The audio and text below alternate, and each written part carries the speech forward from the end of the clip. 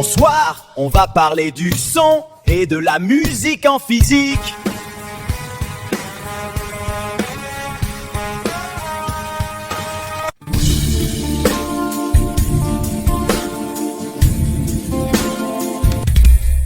Vous entendez?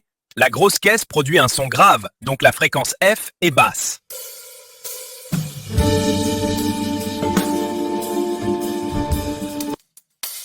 La cymbale vibre très vite, c'est un son aigu, donc une fréquence F élevée. Voici un autre exemple d'appareil où on peut distinguer un changement de fréquence en tapant.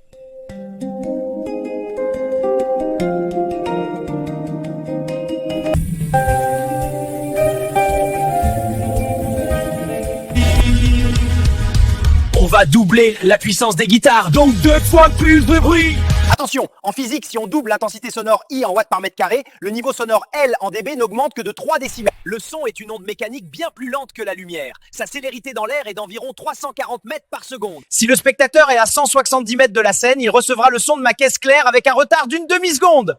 Le son transporte de l'énergie sans transporter de matière. Que ce soit pour protéger votre audition ou pour accorder votre instrument, la physique est votre meilleure partition. La batterie envoie de l'énergie, mais comment notre corps l'aperçoit? Le son fait vibrer le tympan, puis les osselets et enfin la cochlée. Attention, au-delà de 85 décibels, et si le son est trop long, les cils du cochlear se cassent. C'est la surdité irréversible. Vous avez entendu? La note semble plus aiguë quand il s'approche et plus grave quand il s'éloigne. C'est l'effet Doppler!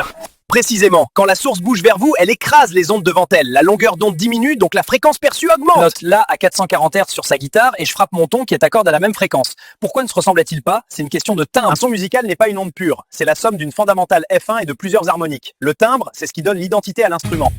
Vous avez vu ça? Je n'ai pas touché la cymbale. C'est le phénomène de résonance. Chaque objet a une fréquence propre. Si l'onde sonore que j'émets correspond à cette fréquence, l'objet absorbe l'énergie et se met à vibrer.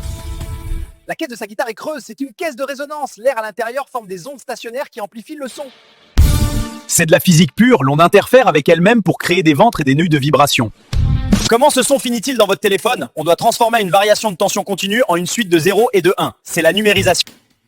Plus on prend d'échantillons par seconde, souvent 44 100 Hz pour un CD, plus le son est fidèle.